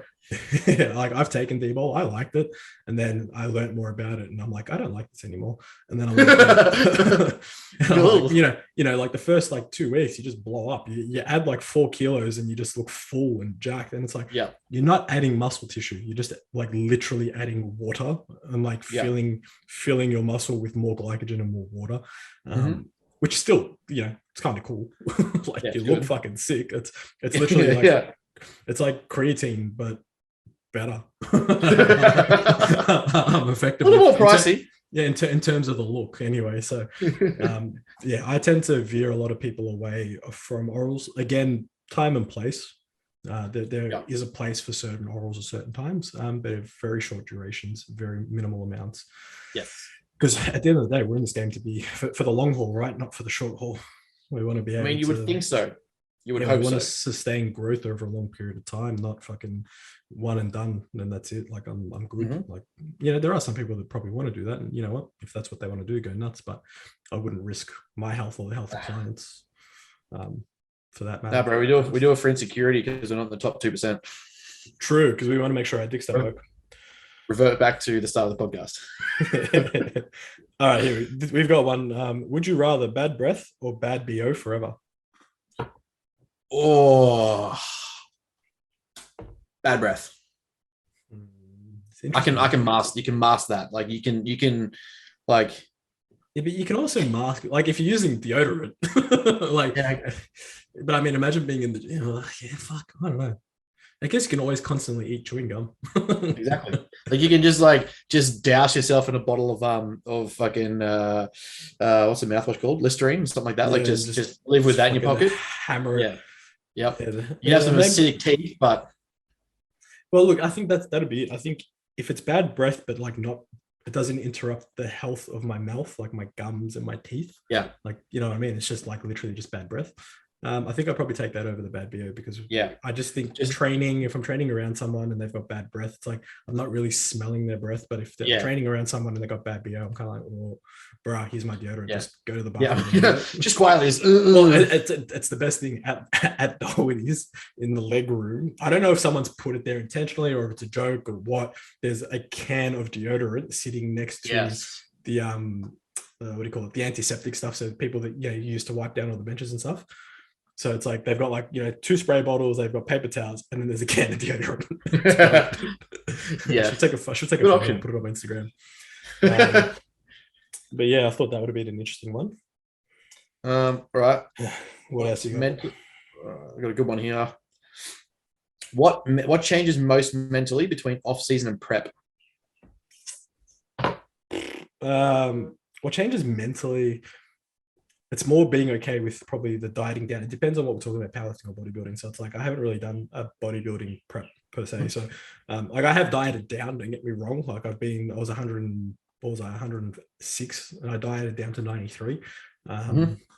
So it's like in that aspect, yeah, I've dieted down, but I haven't dieted down to that, hell, where bodybuilders would go. So I can't comment on that. But I can comment on just dieting down in general versus obviously growing, which I've been going through a growth phase. Both have their challenges, man. And I think you'd know that. It's like growing's not easy. Like force feeding and getting food in can be hard. And especially, I think, with our lines of work and what we're doing, like most people would say, it's like, not that they forget to eat, but I feel like sometimes, especially if you get caught in just this like trance, like of you're finding a really good groove or rhythm with your work, and you look at the time and it's been 3 hours or 4 hours, and you're like, fuck, I need to eat. Like for me, like in a growth phase, like I love back ending my food. Like I probably shouldn't, and my coach, if he ever listens to my podcast, he's probably going to kill me, but I drop a good 2,000 calories, even more at night at dinner before bed. Like I love it. I prefer it. It's just it worked. It for me, that's my downtime. So my downtime, I like to eat because, like, as you know, you want to eat in the most relaxed state, right? Yes. So it's like I'm the most relaxed at the end of the day. I think like most people, I'm in bed watching TV, so I can eat like all the food and feel pretty comfortable and digest it pretty easily. But then on the flip side, dieting down, it's like being comfortable with being uncomfortable. It's like, I feel like the initial, like I'm dieting down now, and the initial stages of dieting, it's just like, I know what's coming. Like I know I'm going to get hungry. I know I'm going to probably feel a bit lethargic. Whether this cold is potentially a side effect of, dropping my calories and dropping my food initially and just having that little shift in immune response. Potentially, which I know can be common, especially with like keto dieting. I'm not keto dieting, by the way, but it's very, very common. Cold now. It's very, very common in keto. They call it the keto cold or whatever it is, because their immunity, their immune systems just shift because of the lack of energy from carbohydrates. So it's like, whether that's a response to it or not, I don't know. But it's like, I can't comment for dieting down to a show, but I can say dieting down, it's like, for me, I don't mind it. I don't mind being hungry. Like it doesn't bother me, it doesn't faze me. I'm quite robotic. I think there's a few aspects, having gone through shows, aggressive cuts, bounce backs, reverse stages. The biggest one that I think a lot of people need to start being preemptively aware of, that they don't get enough chance to understand. Coaches don't articulate it. And again, this is where something that I'm leading into with the research I'm trying to do and trying to start cultivating, is how to wrap your mind around the fact that you've been given a fucking 5-minute window on stage, or you've been praised for how great you look, and like all your friends and family there, all the photo shoots you did, and how great you are. Your value almost becomes to that 5 minutes. Like you start to go, well, fuck, that felt good. And then you've also then got to bounce back out of that and get to a returnable normality, body fat percentage, and a condition that's sustainable, and training, and you're growing. And so flicking that switch is dangerous if you're not prepared for it, which I think is a massive one that a lot of people get caught up in. It's where you start to see those people like bitch and moan about bodybuilding caused me this eating disorder, and bodybuilding caused me this body issue. They binge and rebound post-show. Yeah, they binge and rebound, and they also weren't prepared psychologically for the fact that when you get super shredded, you then get fatter. So like to enter into a contest that requires that, and then you per se say that you don't know that's what happens, it's on you. But to a degree, that shift does take a lot of work to be prepared for that, and especially if you want to go into off season and you're going to be a regular competitor versus say someone who just did it once off as well. But in terms of comp prep gets dark. Like it gets like, I hate the people like, oh, I'm the dark horse and I go to a place no one else has been. Yeah, no, you don't. But like it does get dark because your brain and your neural function glycogen depleted and B oxygen depleted. You're completely exhausted. You're fatiguing everything. So neural and cognition function declines and ceases to work properly. So all of those things that you started to repress and the things that you thought you weren't thinking about, cool, they come back. Like they come up and they come up hard because you're now using substances that enhance certain neural functions or like sort of affect neural behavior and neural patterns, cognitions, thought process. You then also get the fact that you're looking for ways to motivate yourself. So you when it gets to that point, you're literally just using any fuel source you can get. And that's like, that has to, at a certain point, it starts to become cognitive. It starts to become a mindset, like where you flick a switch and you have to turn off the fact that you're hungry and you're depleted of energy and find another fuel and find another energy. And you start to use some pretty fucked up thoughts. Like if like to say it without sounding psychotic, one of my triggers for a top set, especially going through depletion or like a cut, an aggressive cut, is I picture my old boy sitting in his chemo chair saying, "Are you really going to lose this, you fucking pussy?" Like that is, it works, but like it's not a brag to talk about like, oh, this is what I do. But like I take myself to that spot because if I can picture him sitting there doing that, and I'm going to bitch about choosing to get lean, then they're not the same. I'm not tired. I'm not fatigued. I'm fucking choosing to be a bitch. Well, that's just it. You're literally choosing to do this. Yes. It's like that. And that's like the varying difference between you and the thought process you have. What you're thinking, that person didn't have a choice. Yes. You do. You're choosing to go to this extreme length to look a certain way for a few hours on a day, which is funny. That's the premise of it, right? But hey. Yep, literally. So when I hear the concept of like, oh, bodybuilding is restrictive. No, stop. You enter into a contest or sport-based competitive event that requires you to get to a certain body fat percentage on stage with a display of muscularity and structure. Now we know to get to that body fat percentage requires a restriction in calorie intake that you actively agree upon partaking in. Exactly right. So bodybuilding is not restrictive. You're free to eat the donuts. You're free to eat cake, but just understand in your decision-making process, you're aware that it won't get you to your goal. So then you actively make that choice. Do I want this goal or do I want the cake? Now, this is where the benefit of delayed gratification comes in and the benefits of what that shows in early childhood versus, say, just eating the cake now and giving into that temptation. So we digress, but versus post, like you said, post-comp is getting to an acceptable body fat percentage and being aware that it's necessary. That I think is a huge change. For me, it was an early one. I got to around the 100 kilo mark in my first growth phase properly with Dolt after show. And it was like to get past 100 kilos and start being uncomfortable. And he's like, all right, well, do you want to win? Are you comfortable? Are you happy? Like, what do you want out of this? Because we can cut now if you want, or you can follow the program and do what you're told. And I'm like, yeah, I'm going to follow the program. Like I know that earlier phases of this, I need to force growth and I need to eat to calories that make me feel sick. And I need to put on size that requires me to look fatter and softer than I normally am. Of course. Guess what? I'm also going to get to a body fat percentage that is a lot more shredded than I am. So my value and my worth and identity is not based on the percentage of condition that I have, but it's on the fact that I enjoy training and I enjoy the contrast emotionally and physically between cutting and growing. Yeah. So that in of itself, like you said, force feeding, force growth, force body fat gain, things like that. Yeah, it's not the premise to just simply grow body fat, but it is a byproduct of consuming extra calories.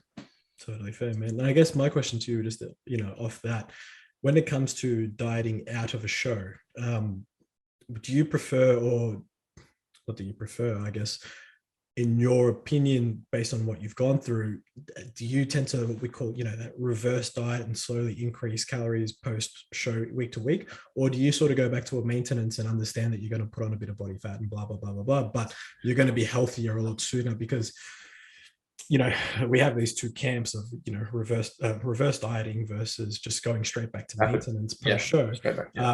Because reverse dieting, you can still be in that deficit. So it's like you're prolonging that deficit for a longer period of time. And it's kind of like, well, what's the point? That's just causing harm, even though you're increasing food, depending on the severity of the deficit. If you're 40% in a deficit or 50% in a deficit, increasing calories slowly, you're still in a deficit. You're still getting all the side effects of being in a deficit. So, or do you rather just go, okay, like done my show, next day, I'm just going to have some food that I enjoy because, I've earned this, blah, blah, blah, blah, blah, and then go, okay, maybe the next day back to maintenance calories? We've tried a few approaches. So I think like post show was, here's a structured diet. I know that you're going to not stick to that diet 100% and probably going to consume over that. But what we're going to do is set it at a maintenance reverse calorie amount, and knowing that you may just choose to have an extra donut or a pizza or some cake or fucking ice cream, whatever it is you eat, a burger, like go out with some family you haven't seen for ages to have a burger or something like that. So theoretically on paper, I've tried the reverse out method and stuck to it 100%. And then I've also tried reversing out with some extra food on top. The last 2 cuts that I've gone from aggressively, we just went straight the fuck back to 5,000 calories. And I preferred the explosive rebound because I was like, well, no fucks given. I'm not here to waste time. I'm here to grow, and that requires a surplus. I don't have photo shoots booked in. I don't have a comp date. Like, I don't have another show that I'm doing. So staying in a prolonged state of deficit to simply like, so in terms of, so I know you're talking about in terms of just your cuts for your training and stuff. I'm talking about from like, let's say your last show. Yeah. So when you did your show, obviously being the leanest that you've been, post show, did you go back to maintenance calories or did you reverse out slowly? If I recall on that one is when we tried reversing out, not slowly, but it was a tapered. I think that was a protocol with Flex that we're encouraging most clients, like a 4-week, like not like a 12-week maintenance. It was like a 4-week. Within that 4 weeks, you're back to maintenance and back to growth. Okay, so yeah. So it's like it wasn't a slow reverse diet out. It was a bit faster, but it was just a bit of a period, like 4 weeks. So from week 1 to week 4, week 4, you should be at maintenance. Yeah. Cool. Week 4, you should be either at maintenance or in surplus calories, back to whatever your next goal is. And then obviously within that 2 weeks post shows and stuff, you're going to have, unless you're booking another show, you've got another event to go to or something like that, or a photo shoot. You're probably going to go see people and have some extra food anyway. Accounting for that, being honest about that, just means that you're aware that that extra body fat makes sense. Yeah. Okay, cool. I just thought I'd ask. What do you reckon? One more question. I think we've been going for an hour and a half. I mean, I've got so many fucking questions. I feel bad I'm not going to get to a lot of them. Yeah, let's go one more. Maybe say something for next week. Yeah, we could do that for sure. We might have unleashed a beast here and just opened up too many questions. Fucking true. I honestly didn't even think we were going to be that popular. I didn't think that many people would like us. But hey, do they know us? Here we are. Let's see. Do we want a funny one or a good one, or a smart one?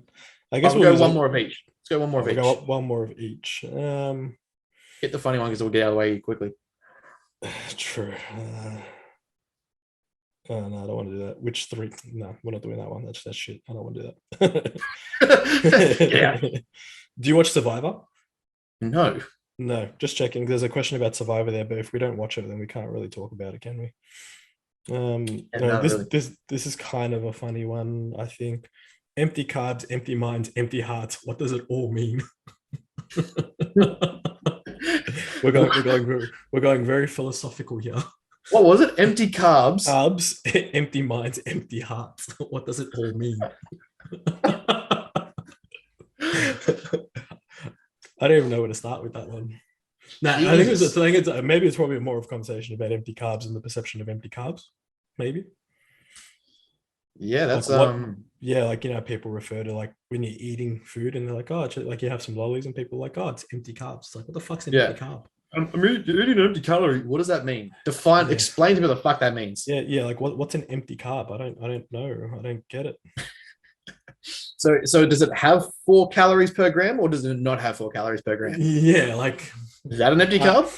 I tend to have this conversation quite a bit, not so much about empty carbs, more so around like sugar and it not having I guess an application in dieting. And it's kind of like, well, that's still a carbohydrate, and if you don't have diabetes, it's not that bad. It's a good way to get carbs in, especially when you're stuck and you want to have a couple of handful of lollies. Like, fuck, there's your carbohydrates. Like, what's wrong with that? Yeah. Also, if you're about to train, you want some fucking fuel, and you don't want to sit there digesting a full meal, and you're going to use some insulin or something like that before you train, you get a mad pump. Fucking eat some carbs. Yeah, there's no real such thing as empty calories or empty carbs. It's kind of like, if you don't want to eat them because you don't want to eat them, that's your choice. But it doesn't mean does it become an oxymoron? Oh, fucking empty carb? Because I mean, it's not quite an oxymoron, but it's a misdemeanor. Like it's got to be something stupid. It's kind of like a juxtaposition of sorts. It's like, bro, Yeah. like, it can't be one, can't be the other, but it is, but it's not. Oh, fuck. I don't know. I just remember reading that question and thinking, what in the flying fuck? All right. Well, how about we go with.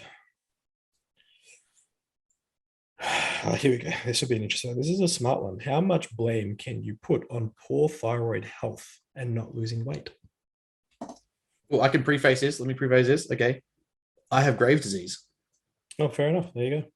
So let's talk about thyroid health and let's talk about it.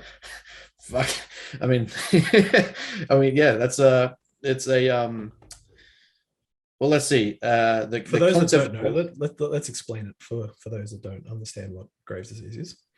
Yeah, so Graves' disease for me is an autoimmune disease whereby my body attacks my thyroid, thinking that it's a growth or a unnecessary product in my body, and as an autoimmune response, tries to remove it and accumulates obviously white blood cells that attack the thyroid.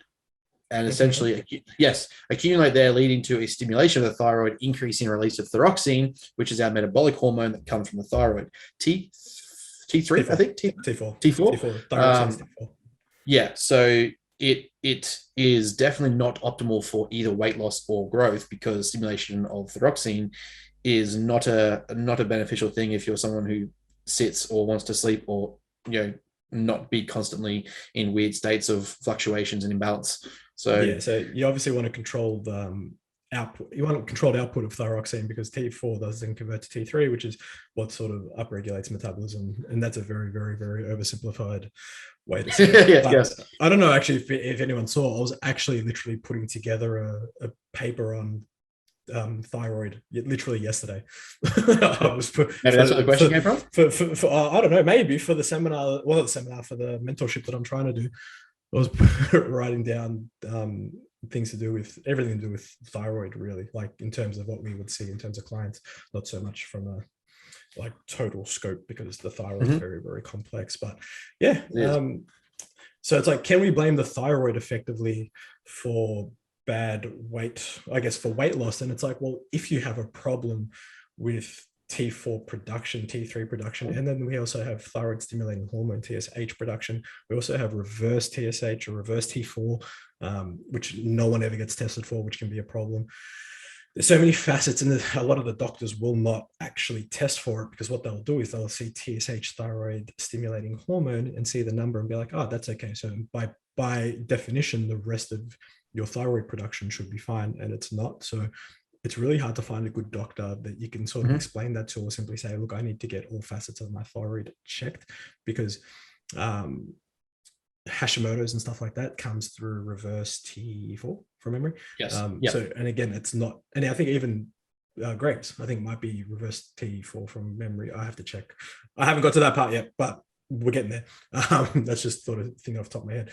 So yeah, like, can thyroid be a problem in weight loss? Yeah, it can be. It can. What also stimulates, provided that it's an acute problem with the thyroid and not a chronic problem, what actually helps recorrect and assist in better utilization of thyroid hormone is literally just a calorie deficit and actually being able to exercise. So having the combination of energy expenditure. So when people always preach, it's like, it's a calorie deficit, bro. It's like, yeah, but you're missing a whole other part of that equation, and that's actual training.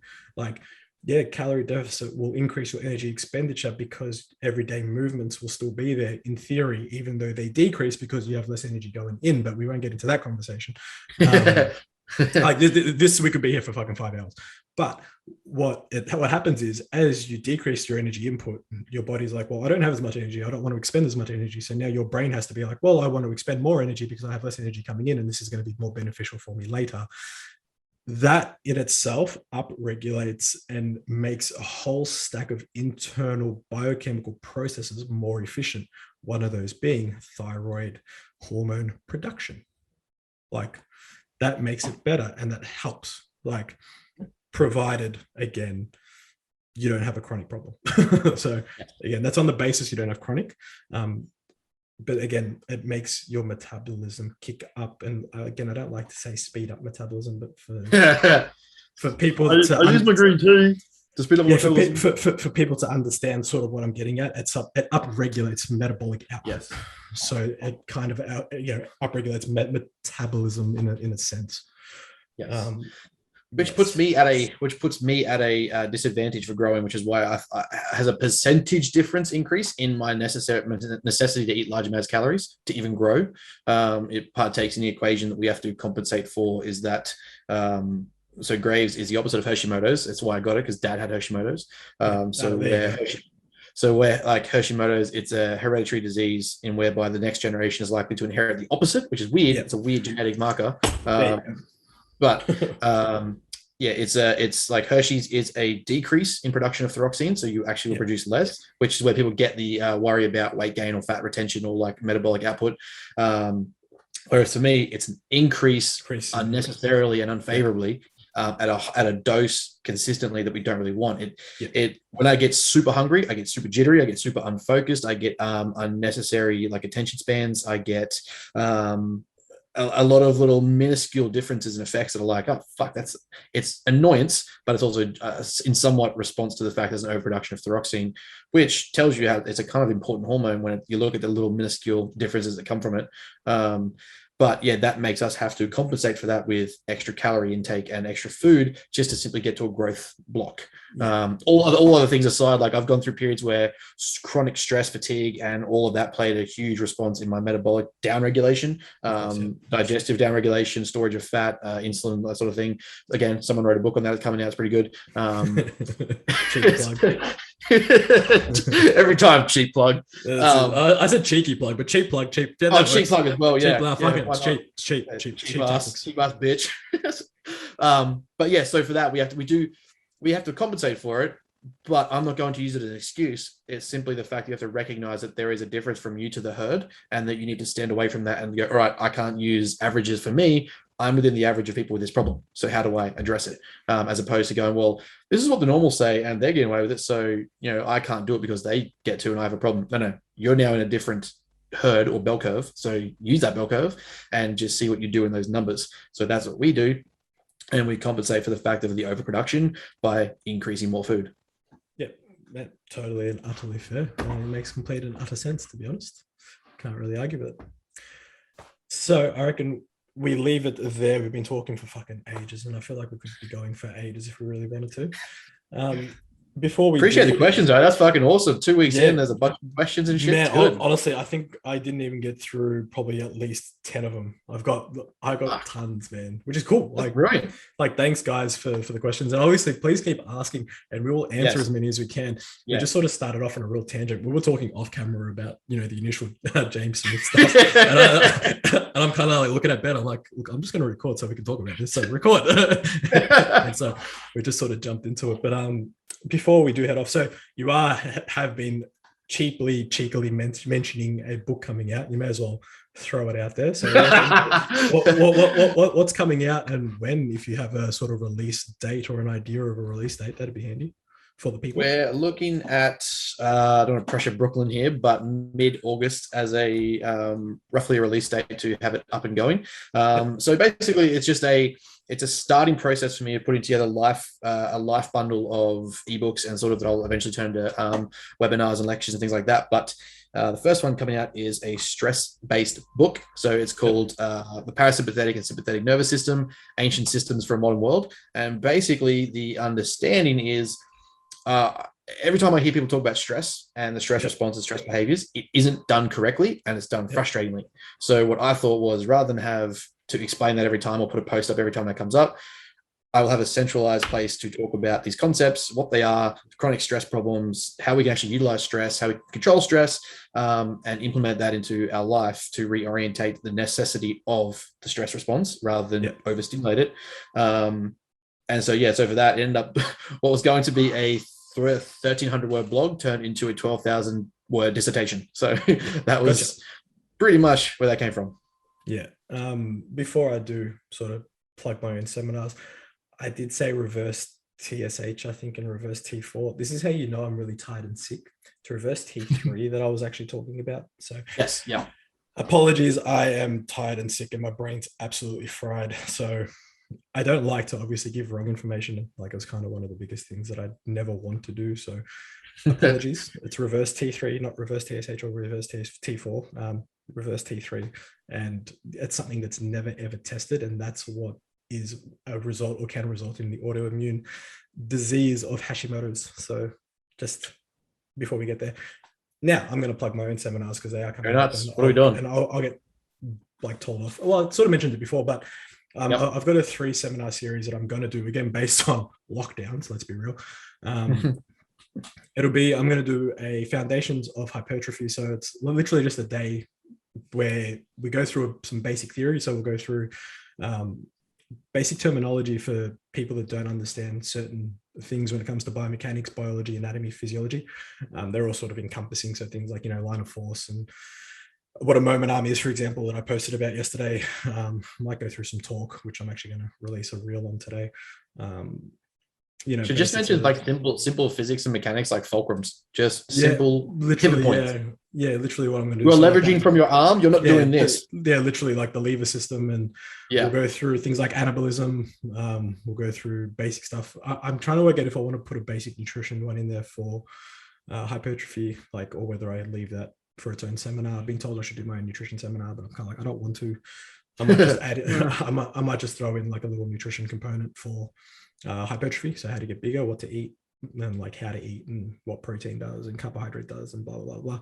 But the biggest thing for that day will be the prac, or the 2 pracs that I've got planned. One being the RIR versus RPE, and understanding both. And then I won't do this. I won't say the second one. We'll leave it as a surprise.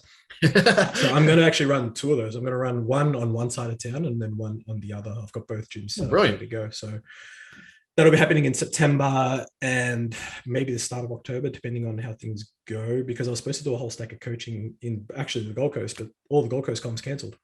So yes, it is. APL, APU, nationals all cancelled. So I feel like there was something else that was going on up there. I can't remember. Anyway, WBFF show, I'm pretty sure was up there. Was that Sydney? No, WBFF is still up there on the 23rd. But my competitor moved to IFBB, so it's down here the week before. Or 2 weeks before, a week before. So that works well for me. I don't have to travel up there for that, though it would have been nice to get some sun. Yes. But I will venture up that way at some point, maybe bring up my hypertrophy seminar, maybe to Strength Sanctuary if they'll have me up there. We'll see. Yeah. We'll make it happen. But yeah, man, that's really about it. So stay tuned. Appreciate get some more questions in for next week. We'll get to some questions. Yeah, thanks to the listeners. Thanks for the support. It's been fun. Again, before we go, just an idea. If you have something that you think we should talk about, send it through. Oh yeah, throw it in the questions, like, or DM, something either. Yes, exactly. Something you think we should bring up, not as a question, but as a something that's come up in the week. Yeah, or anything you want to talk about, please let us know, and we'll throw it in there. I was going to say something, but now I can't remember. Good times. I'm a jerk. Yeah. Besides that, we know that. Anyway, I'm sure if it was important, it would come back to me, but it won't. Thank you, good sir. As well as I say, before I remember the channel, the tile. So Spotify won't let me put on 2 different tiles for 2 different shows on the one channel.